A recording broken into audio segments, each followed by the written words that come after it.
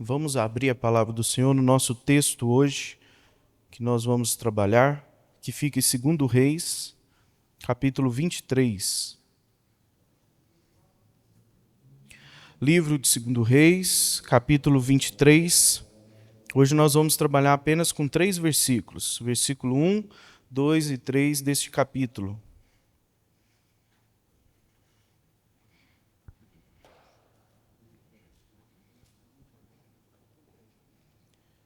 Segundo Reis, capítulo 23, versículo 1 ao 3. Eu lerei os 2 primeiros versos e os irmãos lerão comigo o verso de número 3. Diz assim: Então deu ordem o rei, e todos os anciãos de Judá e de Jerusalém se ajuntaram a ele. O rei subiu à casa do Senhor, e com ele todos os homens de Judá, todos os moradores de Jerusalém, os sacerdotes, os profetas e todo o povo, desde o menor até ao maior, e leu diante deles todas as palavras do livro da aliança que fora encontrado na casa do Senhor. Vamos juntos? O rei se pôs em pé junto à coluna e fez aliança ante o Senhor, para o seguirem, guardarem os seus mandamentos, os seus testemunhos e os seus estatutos, de todo o coração e de toda a alma, cumprindo as palavras desta aliança, que estavam escritas naquele livro, e todo o povo anuiu esta aliança. Amém. Vamos orar então, uma oração de jubilação. Deus bendito, nós queremos te suplicar nesta hora que o Senhor venha falar ao nosso coração. Ó Deus, que este teu servo não atrapalhe teus filhos de aprenderem a instrução que vem de ti nesta noite. Que possamos sair daqui mais santos, edificados por causa da sua santa palavra. Me ajuda, Senhor, a ser fiel na exposição desse texto. Assim nós oramos, pedindo e suplicando auxílio do Santo Espírito de Deus. Em nome de Jesus que nós oramos. Amém. Amém. Bom, queridos, nós estamos falando bastante nas últimas quintas-feiras sobre essa série, em 2 Reis, capítulo 22, capítulo 23. Hoje nós estamos aprendendo sobre o início da verdadeira reforma na nossa vida. Onde começa a verdadeira reforma no nosso coração? E nós temos visto que a verdadeira reforma começa com a Escritura, começa com a palavra do Senhor. Eu entendo que este é um tema extremamente importante, apesar de ser já bem claro, creio que para a maioria dos cristãos, porque nós vivemos em uma geração, em um tempo, em que nós temos a Bíblia, a Escritura, nas nossas mãos, de diversas traduções, diversas formas, mas, apesar de termos a facilidade em termos a Bíblia física conosco hoje, nós vivemos ao mesmo tempo em uma geração que menos ouve, de fato, e que menos pratica essa verdade. Já parou para pensar o quanto nós temos informações hoje em dia? Acesso a bons conteúdos sobre a Escritura. Nós temos aí no YouTube vários pregadores, você tem acesso a vários sermões hoje em dia, mas já parou para pensar que nós vivemos dias onde existe mais analfabetismo bíblico? Cada dia parece que cresce isso. Então, essa é uma realidade que nós devemos sim nos preocuparmos e devemos pensar e refletir sobre o nosso tempo, sobre esse tempo que nós estamos vivendo.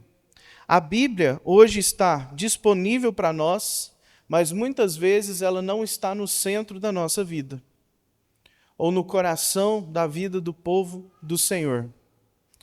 E o que acontece quando a palavra de Deus é esquecida? O que acontece quando a palavra de Deus muitas vezes é ignorada ou trocada por tradições humanas, trocada por vários tipos de filosofias modernas?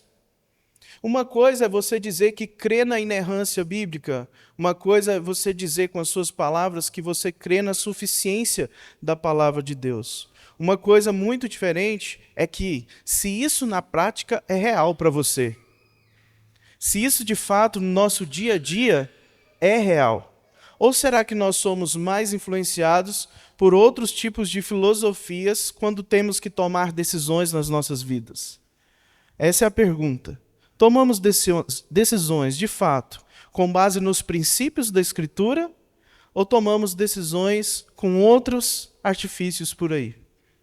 Essa é uma pergunta extremamente importante nos dias que nós estamos vivendo. Então, meus irmãos, quando a palavra ela é de fato redescoberta, quando a Bíblia volta a ser o centro, uma verdadeira reforma acontece no nosso coração. E é disso que trata essa passagem que a gente acabou de ler em 2 Reis.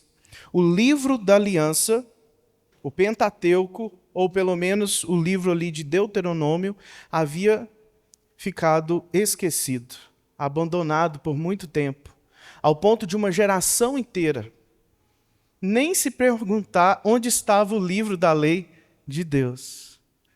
Existia preocupação com o ativismo religioso, com zelo religioso, mas o pessoal não estava perguntando onde estava a lei do Senhor.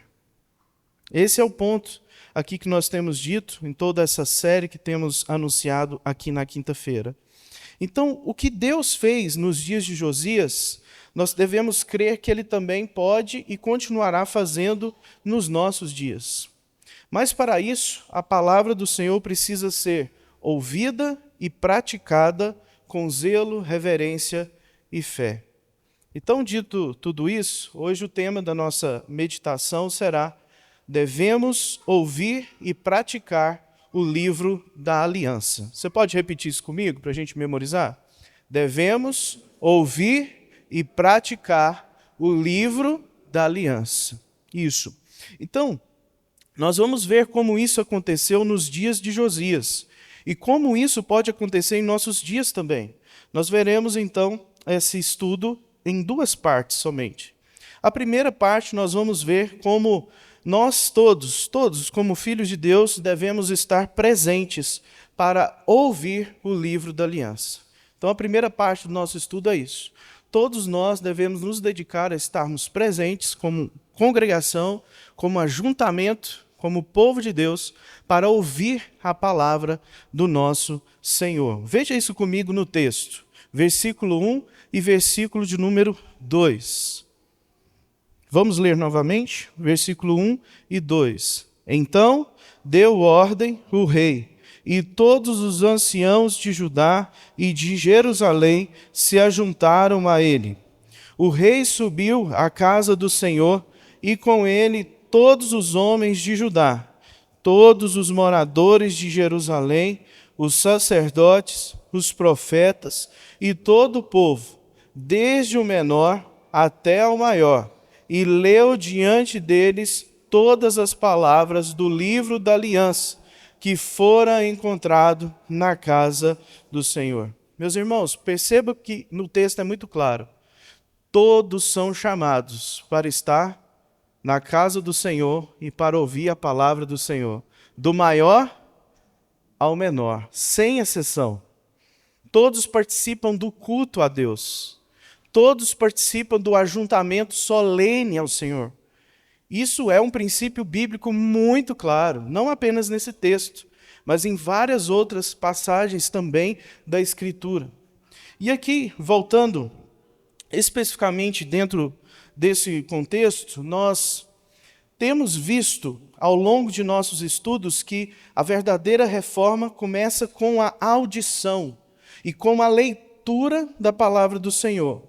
Um exemplo notável disso dentro da história da Reforma Protestante é o que aconteceu na cidade de Zurique, onde Eurico Zwinglio, no primeiro dia de 1519, começou a pregar sobre o Evangelho de Mateus, versículo por versículo.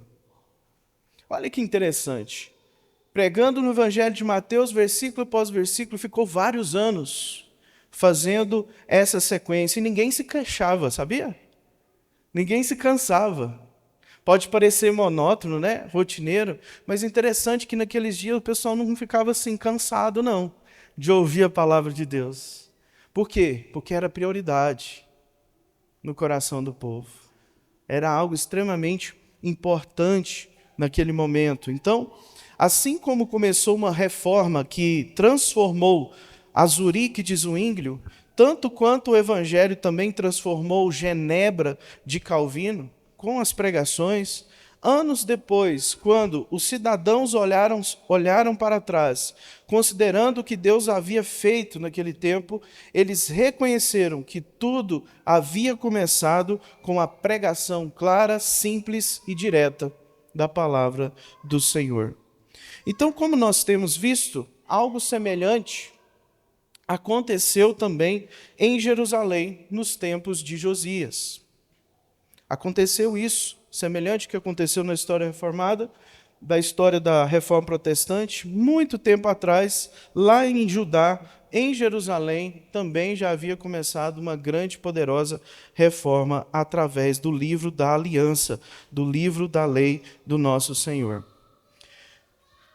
Lá nesses 2 versículos que nós acabamos de ler, tem algo muito importante para a gente usar de aplicação para as nossas vidas nesta noite que eu queria deixar com vocês. Primeira coisa que a gente citou lá no início, todos estavam presentes para ouvir a palavra do Senhor. Todos estavam presentes, ou seja, o rei Josias estava lá com seus comandantes, com sua liderança, com seus oficiais da nação. Isso tudo mostrando que aquilo era prioridade não só para ele, mas agora se estava tornando prioridade para todos aqueles que estavam com ele, na condução da nação de Judá. Aprendemos aqui que todos nós, então, somos chamados como povo de Deus para um ajuntamento solene, para ouvirmos a palavra de Deus. Todos nós precisamos, sem exceção, congregar. Todos nós precisamos nos envolver com a igreja de Cristo, trazendo, para a realidade de hoje. Não existe esse tipo de conversa, mas eu já tenho muito conhecimento bíblico, eu não preciso mais estar 2 vezes no domingo na igreja, já fui de manhã na igreja, então não preciso estar à noite. É um equívoco muito grande, porque o domingo, de acordo com vários puritanos, tem um livro, inclusive, muito bom, que se chama que o domingo é o dia da feira para o cristão. Ou seja, domingo é o dia de nós colhermos vários tipos de coisas espirituais, quando nós estamos com o povo do Senhor. Quando tem um dia de feira aqui em Patrocínio, o que você faz? Você vai lá comprar um queijo, vai comprar algumas coisas especiais. Tem um dia específico da feira. Para o cristão alimentar espiritualmente, o domingo é o dia da feira. Mas é o dia da feira espiritual. É um dia específico para a gente fazer isso. É claro que todos os dias da nossa vida, como na quinta-feira nós também expomos aqui a palavra de Deus, mas o domingo é um dia muito especial. E sabe, eu sinto muitas vezes que eu acho que a igreja, como maneira geral, não digo aqui do Morada Nova, que eu ainda estou conhecendo a igreja, mas de maneira geral eu percebo que as pessoas já não têm tanta preocupação mais com o dia santo do Senhor.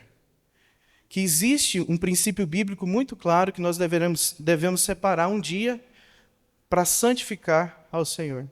E esse dia hoje é domingo, é o dia santo do Senhor, onde a gente se prepara para congregar com os nossos irmãos. Lá em Hebreus, capítulo 10, versículo 25, o autor adverte para não deixarmos de congregar-nos, como é costume de alguns. Antes façamos admoestações, e tanto mais quanto vedes que o dia se aproxima. Ou seja, não existe desculpa para nós. Nós precisamos continuar insistindo naquilo que a Bíblia chama para a gente fazer, que é congregar-nos, estarmos reunidos como povo do Senhor. Ou seja, nós precisamos nos deslocar até um local reservado para adoração pública. E esse princípio, ele vem do Antigo Testamento e ele continua no Novo Testamento. Quando o Novo Testamento não critica um princípio do Antigo Testamento, significa que aquele princípio antigo ele deve continuar no Novo Testamento. E aqui, quanto a congregar, você não tem apenas só o fato de não ter uma crítica a isso no Novo Testamento. Você ainda tem textos que chamam o povo a congregar no Novo Testamento. O que deixa ainda mais claro esse tipo de doutrina nas Escrituras. E outro ponto importante que nós podemos tirar de lição nesses 2 versículos para nós, é que desde o menor ao maior, eles deveriam se reunir para ouvir a leitura das Escrituras. Ou seja, todas as pessoas de origens sociais e econômicas, quem sabe menos ou quem sabe mais, todas as pessoas, inclusive crianças de colo, são chamadas a participar do ajuntamento solene, do culto ao Senhor. Todos, sem exceção, são chamados a isso. Isso é bíblico. Eu não estou inventando a roda. É apenas resgatando alguns princípios que muitas vezes a gente tem esquecido da importância que é isso na vida do povo do Senhor.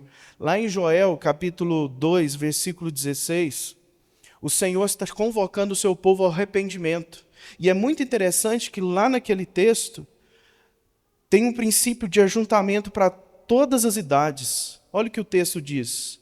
Joel 2,16 fala assim: congregai o povo, santificai a congregação, ajuntai os velhos, ou seja, os anciãos, e reuni os filhinhos. E sabe quem mais? Os que mamam. Ou seja, bebezinhos. Irmãos, nem sempre estar junto, crianças estar junto conosco, né, ouvindo a palavra, não necessariamente elas precisam entender tudo que está acontecendo, que o pastor está falando. Mas elas já começam a aprender vários princípios importantes. Reverência à palavra de Deus, disciplina na casa do Senhor. Vários elementos são sendo ensinados para elas desde pequenininhas. E o Senhor Jesus, lá em Mateus 19, quando os discípulos ficaram querendo impedir que as crianças se aproximassem de Jesus, ficassem perto dele, o que Jesus falou? Vocês lembram? Deixem vir a mim as crianças e não as impeçam, pois o reino dos céus pertence aos que são semelhantes a elas. Então esses versos, eles também nos ensinam que a Bíblia é para todos, não apenas para as pessoas em tempo integral do ministério, como oficiais, pastores, presbíteros, diáconos, mas o mesmo convite é para todos nós. Todos nós devemos ter essa incumbência, esse dever de meditarmos, de aprendermos cada dia mais sobre todo o conselho da palavra de Deus. E dá muito trabalho, é muita coisa, não é?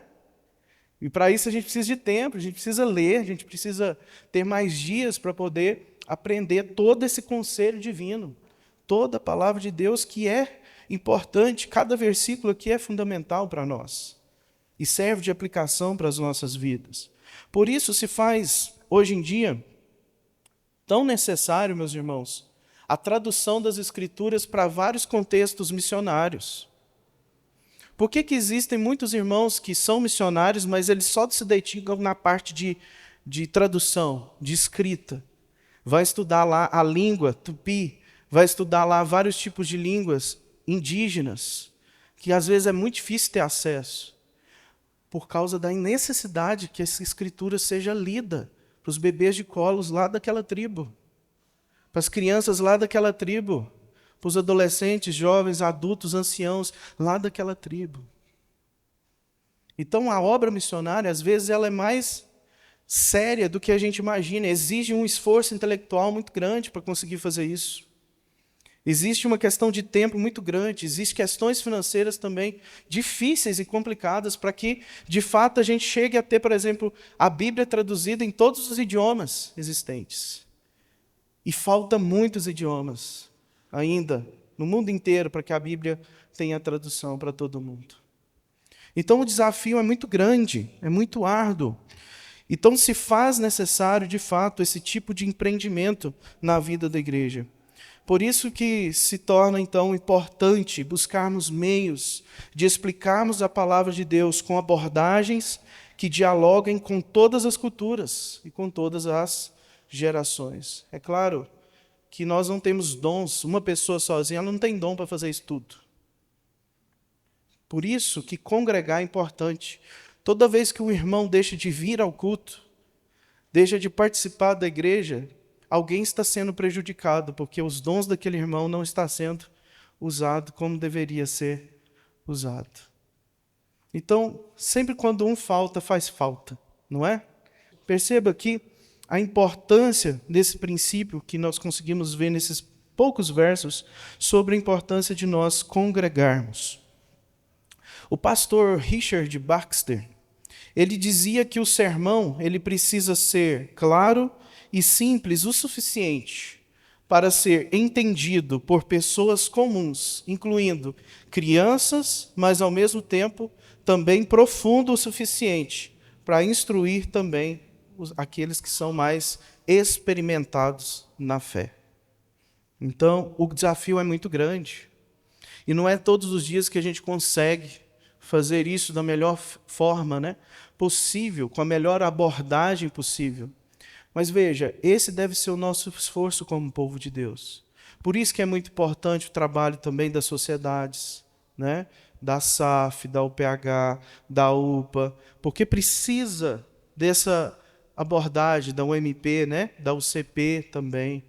Precisamos nos dedicar a ter abordagens diferentes para poder comunicar o Evangelho da graça do Senhor Jesus Cristo. O Dr. Martin Lloyd Jones, também um famoso pregador, ele enfatizava que existe uma necessidade de uma pregação clara e poderosa, centrada nas Escrituras, mas que é capaz de falar tanto ao intelecto, mas também com o coração. Não basta só a intelectualidade. Tem que ter afetividade nessas mensagens. Tem que ter coração, tem que ter abraço, tem que ter afeto. Intelectualidade linkada com afeto. Porque aquilo que nós temos, colhemos de informação, precisa descer para o nosso coração, para que então a gente consiga aplicar isso na nossa vida. Porque se do intelecto não descer para o coração, meus irmãos, só vai ficar aqui. Não penetra, não entra e não muda, não transforma, de fato, as nossas vidas na prática. E olha só que interessante, o próprio Senhor Jesus Cristo fazia muito bem isso.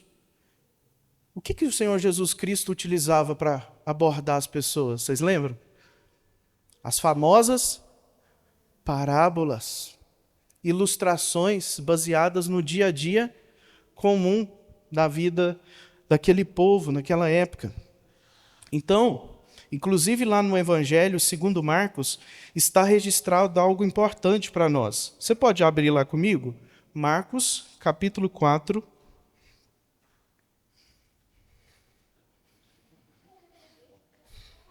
Evangelho segundo Marcos, capítulo 4.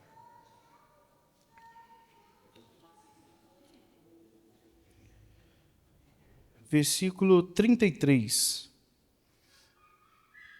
Aqui nós temos uma seção no Evangelho de Marcos só de parábolas. E olha como o autor aqui fecha essa seção de parábolas nesse livro. Vamos ler juntos o versículo 33. Marcos 4, versículo 33. E com muitas parábolas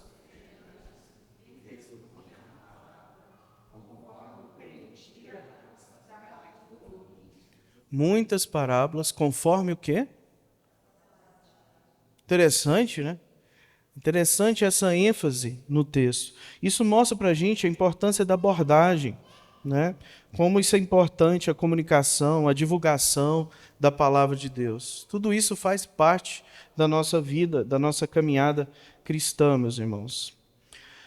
Tudo isso, então, vai deixar claro para a gente o quanto a Bíblia explicada merece um lugar central em todos os lugares que pudermos colocar ela. Ou seja, é bom que as pessoas ouçam a palavra de Deus em voz alta e depois ouçam a Bíblia também explicada e aplicada à vida cotidiana. Com isso, nós também precisamos ouvir a palavra de Deus nos pequenos grupos de estudos bíblicos, na escola dominical. Precisamos ouvir ela em nossa casa, especialmente em torno da mesa do jantar na família. Nós precisamos, então, encher a nossa vida de escritura, da palavra do Senhor. Eu já disse aqui uma vez que o sangue do cristão ele tem que ser um sangue bibliano. Não são palavras minhas, é do Charles Spurgeon, ele dizia isso. O sangue do crente tem que ser bibliano, não é A positivo, O negativo, mas é bibliano. Ou seja, em tudo que ele faz, ele tem que se encharcar, né? Se afogar na palavra do Senhor. Então, queridos, quando a gente leu lá no início desse estudo, nós vimos que Tiago, lá na sua epístola, ele ensina que todo homem, pois, seja pronto para ouvir, tardio para falar e tardio para se irar. Essa passagem de Tiago se conecta bastante com esse texto que a gente está estudando aqui em 2 Reis. Porque essa passagem de Tiago também nos desafia a sempre estarmos presentes o máximo possível em ajuntamento solene para o quê? Para a gente poder ouvir as Escrituras, né? Então, após sermos cheios, aprendermos a ser bons ouvintes da palavra de Deus, nós então precisamos também de uma segunda coisa aqui, que é o segundo ponto desse estudo. Além de sermos bons ouvintes, a gente tem que aprender a sermos o quê? Praticantes da palavra de Deus. A gente tem que estar determinado a aplicar no dia a dia as instruções que nós recebemos, ao ouvirmos a palavra do Senhor. Então, esse é o nosso segundo ponto. Todos precisam estar determinados em praticar o livro da aliança.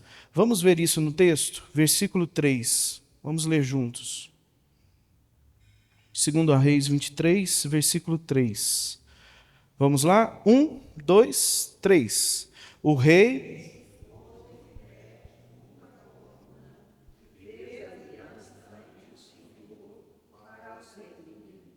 Ligarem os seus mandamentos.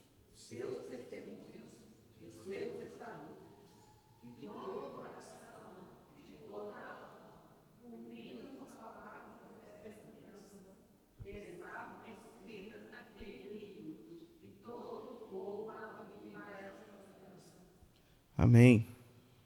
Irmãos, voltando até lá em Tiago novamente, lá nos versículos finais daquela passagem, Tiago ele vai dizer que aquele que não pratica o que ouve, ele é como um homem que olha no espelho, não é?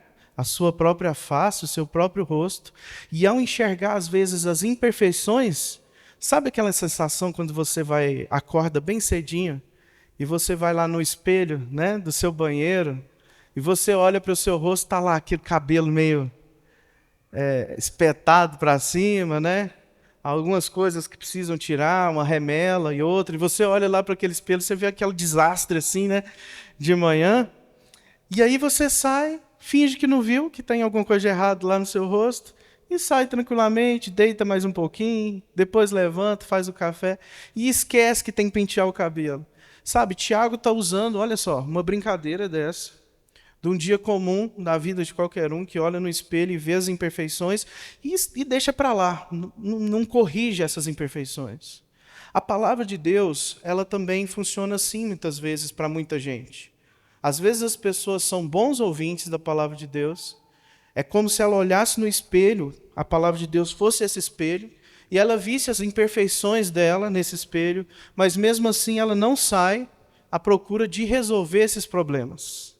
Ela não é determinada ainda a aplicar aquilo que ela percebe de errado na sua vida e corrigir esses pecados, esses erros. Então, Josias, ele é um exemplo de alguém que é operoso praticante. Lá em Tiago fala isso, que nós devemos ser operosos praticantes.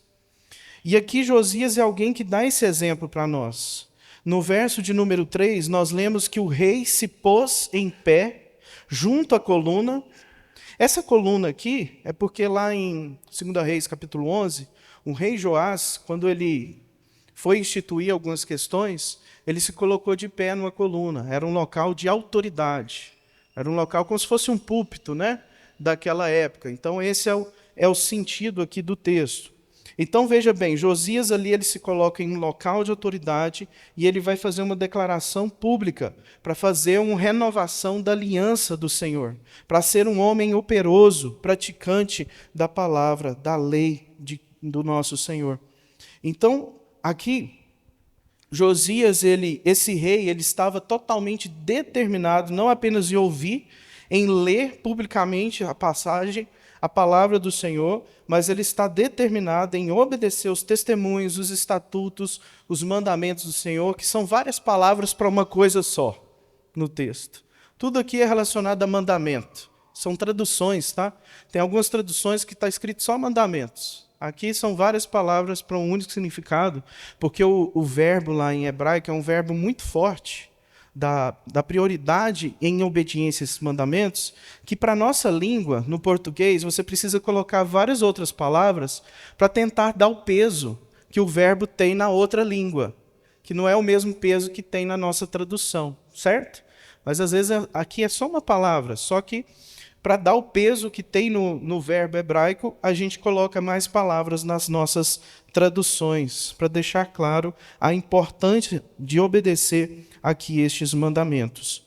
Então, o coração do rei Josias, pela obediência bíblica dele, tornou-se também o coração do povo do Senhor. Ou seja, eles fizeram as mesmas promessas da aliança que fez Josias. O exemplo de Josias arrastou a nação de Judá para um caminho santo, para um caminho de obediência aos mandamentos do Senhor. Isso aqui é fundamental para nós, e eu creio que aqui a gente pode ter algumas aplicações importantes, porque todos nós, de alguma forma, somos líderes em alguma coisa, não é? Talvez você seja líder para os seus filhos, talvez você seja algum tipo de figura de liderança na sua família, como um pai, né? Também de família, ou para sua esposa, ou você, como esposa, também uma figura importante para o seu marido, né? De piedade cristã. Então nós vemos, por exemplo, um pai de família piedoso, ele tem o poder de arrastar uma família inteira com o seu bom exemplo. Sabia disso? E o bom exemplo, ele arrasta mais do que muitas palavras. Isso é um fato. Muitas vezes um bom exemplo pode arrastar muitas pessoas, né? Nós também vemos isso em lideranças de qualquer área da igreja e também no ambiente público, que às vezes a gente pensa que esses exemplos são importantes só no serviço comunitário local da igreja, não. Isso faz diferença também lá no nosso trabalho normal do dia a dia. O nosso exemplo como cristão lá, que obedece os mandamentos, tenta ser fiel, né, a aplicar, está determinado a aplicar as Escrituras na vida, irmãos, creia, faz muita diferença para muita gente, porque o exemplo, de fato, arrasta. E nós vemos isso também, como eu já disse, no lar cristão, né? Quando o pai e a mãe amam verdadeiramente o Evangelho do Senhor Jesus Cristo, as suas afeições espirituais têm uma influência modeladora na vida dos seus filhos. Creia nisso. Pode ser que seus filhos não são determinados como você, mas pode ter certeza que o seu exemplo vale sempre a pena. Deus usa o nosso testemunho, o nosso exemplo para alguma coisa. Modela a vida de pessoas através do nosso exemplo. Então, quanto mais nós amamos a palavra de Deus, mais pessoas ao nosso redor amarão também a palavra do Senhor. E sabe, essa aliança que Josias está renovando aqui diante do povo de Israel, de Judá, aliás, é uma aliança baseada num texto muito claro das Escrituras que eu queria que você abrisse lá. Deuteronômio, capítulo 6. Aqui nós temos a confissão de fé do povo de Israel até então. Observe comigo o versículo 4 em diante. Ouve, Israel, o Senhor nosso Deus é um único Senhor. Amarás, pois, o Senhor teu Deus de todo o teu coração, de toda a tua alma e de toda a tua força. Estas palavras que hoje te ordeno estarão no teu coração. Tu as inculcarás aos teus filhos, e delas falarás assentado em tua casa, e andando pelo caminho, e ao deitar-te e ao levantar-te. Também as atarás como sinal na tua mão, e te serão por frontal entre os olhos. E as escreverás nos umbrais de tua casa e nas tuas portas. É essa aliança que Josias está renovando com o povo de Judá, que havia ficado escondida por muito tempo, por muitos anos. E o povo havia esquecido dessas ordens de Deus, de como aplicar a palavra de Deus na vida deles. O povo misturou com deuses, com idolatria. Hoje em dia nós também somos idólatras. Hoje em dia, idolatria, meus irmãos, não é só quem se dobra diante de uma estátua de barro, não. Qualquer coisa que substitui Deus no seu coração é um ídolo no seu coração. Qualquer coisa que tem prioridade a mais do que as Escrituras, que o que o próprio Senhor revelado nas Escrituras na sua vida, é um ídolo no nosso coração. Já dizia João Calvino que o coração do homem é uma fábrica de ídolos. Então não se engane, não podemos nos enganar. Devemos ter cuidado por muitas coisas que se tornam ídolos na nossa vida. Mas caminhando então para a nossa conclusão, nós vemos nesse texto, queridos, que o exemplo de Josias nos ensina a fazer o nosso melhor nos piores momentos da nossa vida. Para quem estava aqui semana passada, lembra do contexto de que foi profetizado na vida de Judá que mesmo que eles agora, a partir em diante, fossem fiéis e obedecessem os mandamentos do Senhor, isso não impediria o juízo de Deus sobre a vida deles. Não impediria o exílio babilônico de acontecer com a nação de Judá. E se você recebesse essa notícia como Josias recebeu, de que não importa o quanto você se esforce, a nação ainda vai ter que passar por uma grande tribulação? Qual seria a sua reação? Seria a mesma reação de Josias? Ou será que, sendo bem honesto aqui, ninguém precisa falar nada, né? Mas para nós mesmos, será que a gente não partiria para um caminho de murmuração? Ou pensaríamos na lógica assim, já que não vale a pena, já que não adianta eu fazer nada, então vou parar de amar a Deus. Se Deus não vai resolver esses meus problemas, essas minhas lutas diárias, então de que serve amar a Deus? Estranho, né? Mas tem muito cristão hoje em dia que tem uma relação com Deus dessa maneira.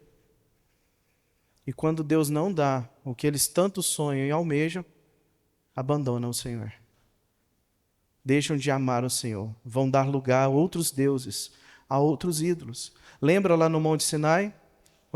Quando Moisés sobe ao monte e começa a demorar demais para voltar. Deus está entregando a lei para Moisés, as tábuas da lei, e começa a demorar demais e o povo começa a ficar perdido, se perde e começa a buscar outro Deus, né? E aí você conhece o famoso bezerro de ouro. Quais são os nossos bezerros de ouro hoje, né? Hoje nós também, muitas vezes, podemos criar bezerros de ouro quando ficamos decepcionados com o Senhor. Quando Deus destrói os nossos sonhos. Quando Ele não nos dá aquilo que poderia, na verdade, nos prejudicar e nos afastar dEle. Muitas vezes eu percebo que o povo do Senhor hoje não teria essa mesma reação de Josias. Mas também devemos lembrar que Josias é um ponto fora da curva, né, meus irmãos? É um ponto fora da curva. Mas um ponto fora da curva pode fazer muita diferença naqueles que estão ao redor deles. Vocês já viram aquela série The Chosen? Que tem, né? Já viu aquela introdução de cada novo capítulo que tem um peixinho? Vocês já perceberam que tem um peixinho que está todo mundo indo para um lado, não é? Lá naquela abertura. Aí tem um peixinho que quer fazer a curva diferente. Ele sai fora da curva. E ele vira para o outro lado. E o que começa a acontecer? Outros peixes também vêm atrás dele. Então, meus irmãos, Josias é esse peixinho também. Ele foi um homem fora da curva. E todas as vezes que nós nos arriscamos em sermos também um ponto fora da curva, nós vamos arrastar outras pessoas conosco para a glória de Deus. Nós devemos crer nisso. Tudo diz ao contrário, né? É um caminho mais difícil, é pegar a cruz e seguir mesmo a Jesus. Mas lembre-se, não é em vão essa curva que nós fazemos. Diferente do caminho que o mundo trilha, nós pegamos um outro rumo. E assim nós vamos influenciando também outras pessoas ao longo do caminho. Servir a Deus fielmente é sempre a coisa mais certa que nós podemos fazer. Não importa quais possam ser os resultados imediatos. Algumas das coisas que fazemos pelo Evangelho de Jesus acabarão por fazer uma diferença eterna na vida das pessoas. Não se esqueça dessa realidade. Então, quando a gente permanece fiel à palavra do Senhor, nós também vamos ajudar outros cristãos a perseverar em dias sombrios e desesperadores da vida. Então, é muito importante que a gente tenha a mentalidade de deixar os resultados com o nosso Senhor. Você vive, ama a Deus, mas os resultados não estão nas suas mãos. Os resultados estão com o nosso Senhor. A vida cristã não é pragmática. A vida cristã não é capitalista simplesmente, né? Que você produz, então você tem os méritos, então você colhe os resultados. A lógica das Escrituras não é bem assim. Nós não trabalhamos com resultados. Os resultados não estão nas nossas mãos. O resultado é do Espírito Santo. O resultado é da soberania de Deus. Nós estamos apenas no departamento de comunicação do Evangelho, como cristãos. A obra, quem faz, é no tempo do Senhor, é do jeito do Senhor, né? Então, queridos, nosso chamado é continuar fazendo o trabalho contínuo de reforma, como Josias fez. Primeiro, a gente continua nos reunindo como igreja. Até o resto da nossa vida a gente precisa fazer isso. A gente precisa estar na Assembleia dos Santos. A gente precisa congregar como igreja para ouvir a palavra explicada de Deus. Todos nós precisamos aprender a ser bons ouvintes. E, em segundo lugar, permanecemos determinados, até o final das nossas vidas, em praticar o livro da aliança, porque a gente precisa ser operoso praticante. Não apenas bons ouvintes, mas também operoso praticante. E quando eu digo que quero concluir, meus irmãos, nunca houve na história de Judá uma reforma tão importante e significativa como a reforma de Josias que a gente tem visto. Porque o exemplo aqui de Josias, ele nos aponta para um rei maior e superior a ele. O fracasso de Josias é para deixar claro que quem vai resolver todas essas coisas é outro rei superior a ele. Um rei que não apenas renova uma aliança antiga, mas um rei que traz a nova aliança, que é muito claro para nós quem é esse rei.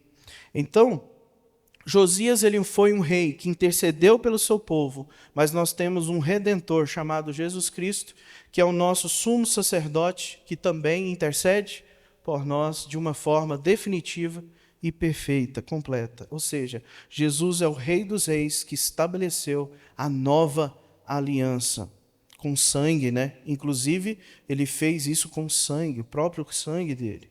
Então, Josias ele também aponta para o nosso Senhor Jesus Cristo, porque no seu governo a nação de Judá ficou longe da idolatria por muitos anos. Alguém chutaria aí quanto tempo? 30 anos. No tempo de Josias, a nação de Judá ficou liberta dos seus deuses, das suas idolatrias, por 30 anos, meus irmãos. Isso é uma grande vitória.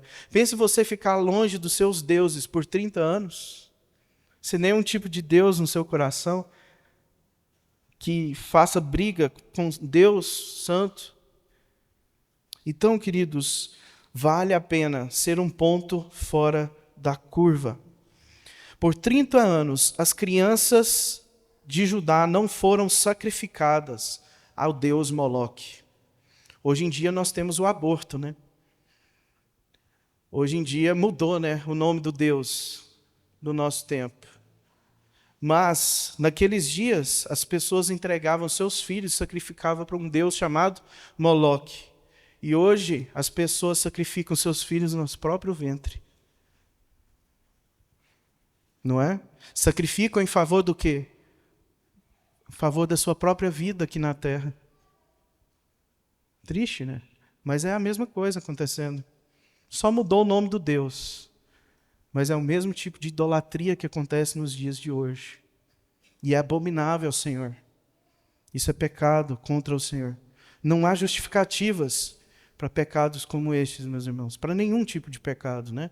Na verdade. E olha só, por 30 anos o povo também só adorou a Deus. Por 30 anos o povo se encheu da palavra de Deus e viveu no centro da vontade do Senhor. Por 30 anos a nação viveu fora da curva. E sabe, queridos, nós devemos seguir esse modelo de Josias também, que é um modelo fora da curva. Nós somos limitados como Josias, mas enquanto nós estivermos aqui nessa terra, neste mundo, nós devemos funcionar como sal da terra e luz do mundo. Funcionamos como sal no sentido de putrefação, né? O sal ele serve para conservar algumas coisas. Então, enquanto houver cristãos nesse mundo, de alguma forma esse mundo está sendo ainda preservado. A graça comum de Deus está ainda neste mundo e usa os cristãos para salgar este mundo e também para ser a luz de Cristo neste mundo. Então, enquanto estivermos na frente da nossa família, enquanto tivermos vida como cristãos, em condições de viver, nós vamos viver aqui neste mundo para a glória de Deus. Mesmo que a gente não obtenha os resultados que nós queremos. Porque nem sempre nós vamos ver a terra prometida, não é? Nem sempre a gente vai obter em nossas mãos o sonho que a gente sempre sonhou ou desejou. Mas isso não é o mais importante na vida cristã. Porque o mais importante é que enquanto vivermos aqui, a idolatria não terá espaço na nossa família, na nossa vida, na nossa igreja e na vida do povo do Senhor. Porque nós decidimos ser um ponto fora da curva. Então, queridos, assim como Josias, vamos buscar sermos fiéis a Cristo. Enquanto estivermos aqui, estaremos presentes para ouvir a palavra de Deus e seremos determinados em praticar essa rica palavra do Senhor. Que assim seja nas nossas vidas, hoje e para sempre. Amém?